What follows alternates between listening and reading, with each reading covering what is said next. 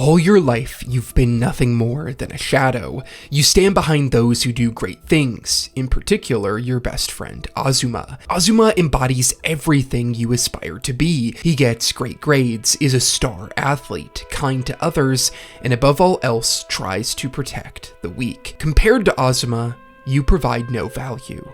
A vulture to his success, feeding on the scraps of his personality. You form opinions and chase dreams that are, in truth, Azuma's. In a way, you are less of a person than him.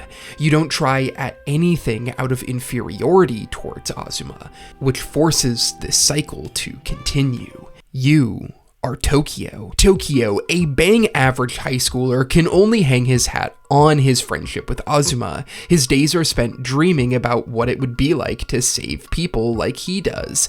Tokyo lives in his mind, wishing things were different. On top of the normal things a top student does, Azuma dips his toe in fighting crime and helping his community. That leads him to help at the site of a recent plane crash, in which he invites Tokyo to come help. Little do they know that the crash has been caused by a Choujin, a human with immense and improbable power. While helping at the crash site, they get tangled up with a group of recently transformed Choujins. After trying to flee the area, Tokyo and Azuma are faced with a choice: risk death or take a serum that might turn them into Choujins. This moment, Tokyo has a chance to live up to his friend. They both take the serum, and for Tokyo only, he gets transformed.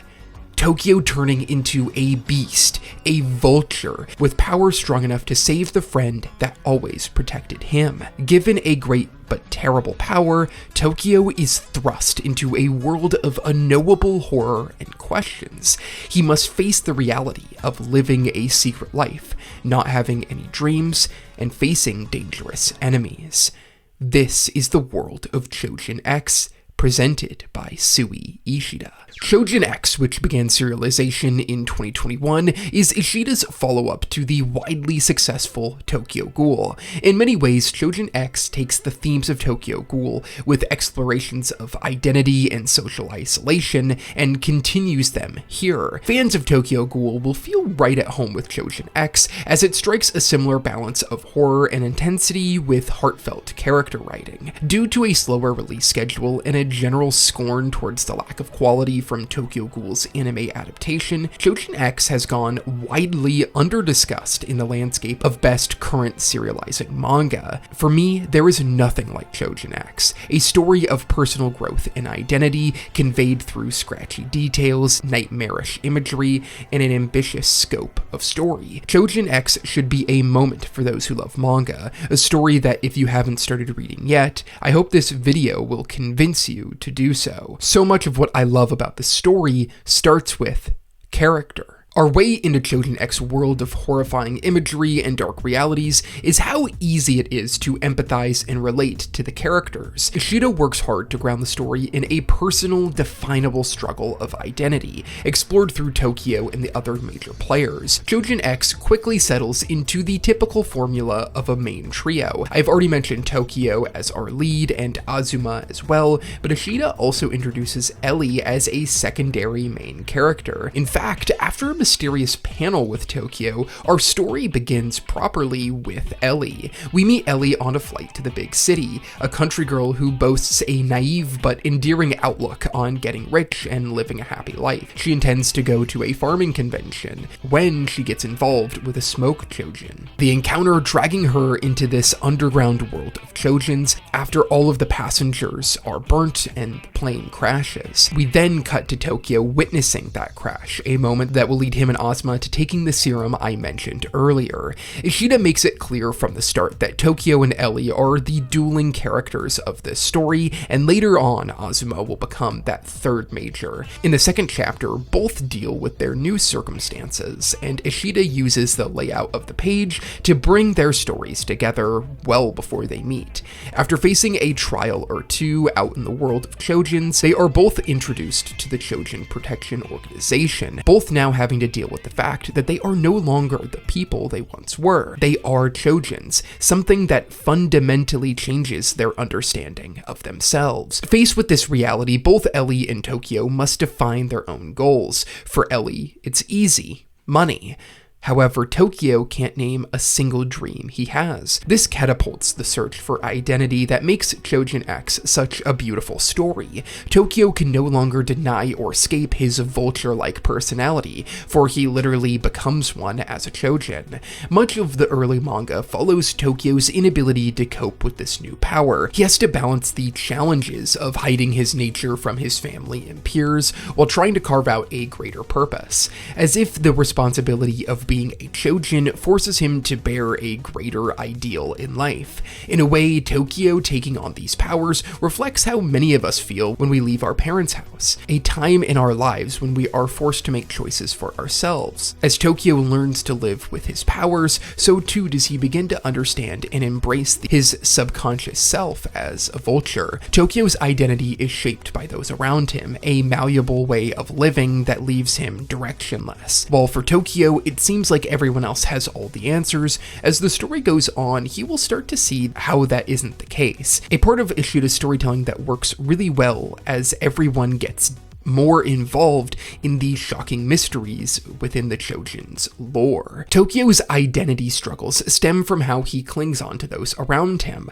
Much of his relatability comes from how little he actually applies himself. Tokyo doesn't feel like he has an aptitude for much, and so he willingly gives up when he comes against any resistance. That leads to him idolizing Azuma, someone who is willing to give his all. Tokyo desperately wants to be a part of something, and his newfound Choujin powers force him to give it a try. Objectively, not many people have the chance to save others, but now Tokyo can. That is just enough of a push to get him to try and search for a goal in life. We continue to follow him, hiding his powers from his family, following to the strange and dangerous encounters he gets involved in. While the narrative device is simple and common, it really is a blast learning about the bizarre powers of other Choujins at the same time Tokyo does, him being the ideal catalyst for the story. Ellie is the opposite of Tokyo, a hard-working girl who cares for her grandpa. She wants lots of money in order to solve many of the problems her family face back home in a rural area. Ellie's goal might seem shallow, but it is another relatable purpose, the pursuit of money being what most of us think about on a day-to-day basis. So she stays in the city, looking to use her new Choujin powers even better. Ellie embraces new challenges easily, and as the story progresses, is willing to change and adapt to different situations. Ellie represents how materialness affects one's identity. She comes from a small town and sees monetary rewards as the only path forward. Despite a bubbly personality and a darker lineage that will get explored later in the manga, Ellie's identity is driven by those monetary rewards. Another way that our understanding of ourself has changed over time by the things we buy and the amount of money we earn. This eventually manifesting in her unique Choujin ability.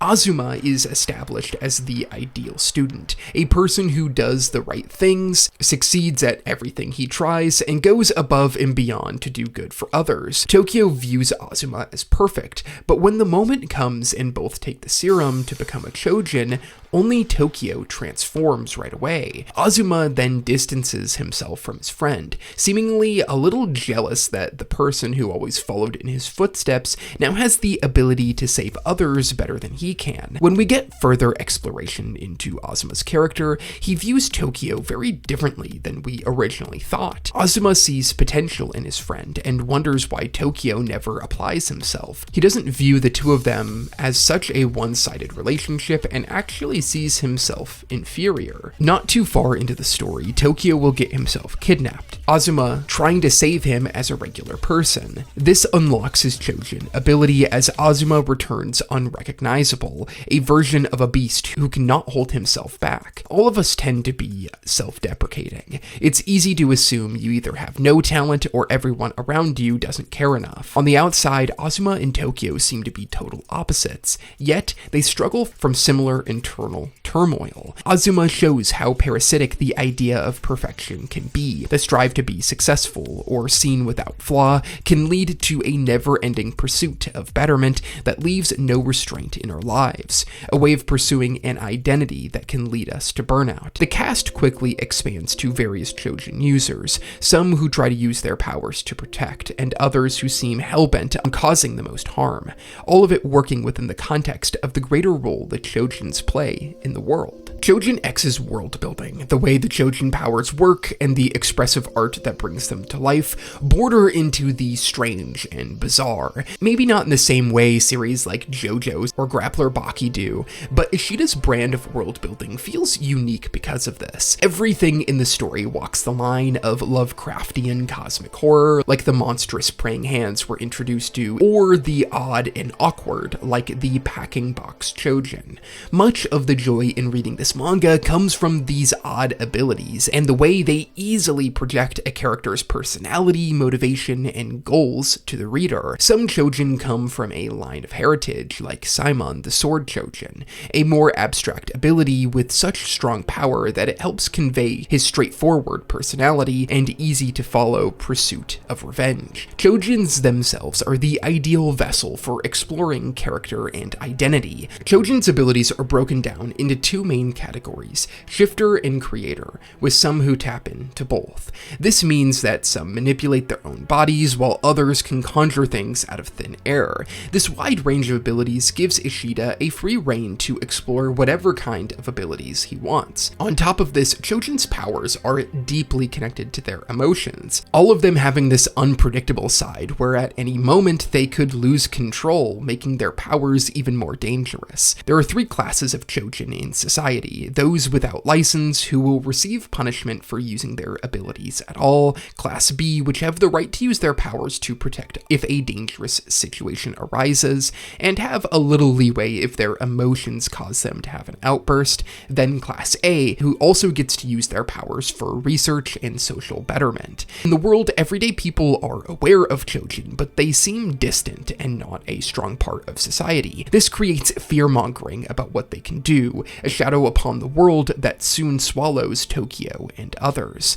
The class system adds some much-needed depth to Choujin's role in society, and it serves as a goal for Tokyo early in the story. He needs to develop his skills as a Choujin if he wants to move into a higher class. The lineage of Choujins, an ability passed down in many different ways, has a long history with multiple calamities resulting from this power. The idea that every generation has a Choujin that gets involved in a bout of mass destruction. This brings a generational element to Choujin X's storytelling. The struggle of identity and the physical battles going on in the story are ones that have been fought for generations. Now we have to see how Tokyo, Ellie, and Azuma can handle it. The power systems of Choujin X function on a technical level, creating amazing action sequences and shocking moments, but it's also intertwined with the conversation the story has with identity. These powers are literal manifestations of the unconscious self. Characters must deal with their nature as Ishida asks the question on if we can change that nature. As the story progresses, the depth of the world only grows. Our characters whose internal struggles are so deeply tied to the plot now have to navigate the greater horror of the Choujin's world. This leads to a key element of Choujin X. Often, it can be terrifying. Choujin X often indulges in the cosmic, leveraging unknowable horrors as a way to add greater layers to the story. But this goes beyond a simplistic, stylistic choice. Ishida doesn't just draw characters, setting, and abilities this way just because it looks cool, but it adds to the idea of repressed ideas and emotions. Choujin X explores the underbelly of society, the parts of it that we would want to turn a blind eye to. There is an ugliness to the Choujins in this way, as if a part of themselves so deeply personal is forced to be on display for anyone else to see. Some Choujins embrace this part of their life, while others detest it. The characters don't have a choice, as their Choujin abilities draw out the deepest parts of their personalities, making their desires, however dark or light, on full display for everyone else to see. Our characters are thrust into dealing with the unconscious parts of their mind, their primal desires. stories. In it, they are faced with a reality that was hidden from them previously. The world is a much darker and more brutal place than they had imagined before. Behind the stories on the news, the things we see in the distance, are real people who live in a world of violence. It is something that all coming-of-age stories deal with, and Ishida bakes it into the fabric of this manga. Every page brims with terror of facing the sides of society that we like to ignore, a force that we are living in a world that seems destined for disaster. How are the youth expected to navigate a world like that? Of course, much of this is expressed through Ishida's artwork, a style that manages to balance cool designs with intense emotions and raw horror. He often varies the amount of detail in a panel to match the emotions and feelings of a scene, exploring a page to intensify the outrage of a character, and another reach into hyper detail to convey a shared experience. All of the chaos and unknowable parts of Ishida's style lend itself to the element of manga that makes readers rip through it, a feeling that outside of your control, every character is forced to be a part of a world-changing event that you don't yet know and couldn't even understand, an event you are involved in that will change everything, likely for the worst, just because you exist. The culmination of all of these elements is one of the most exciting manga I have read in a long time.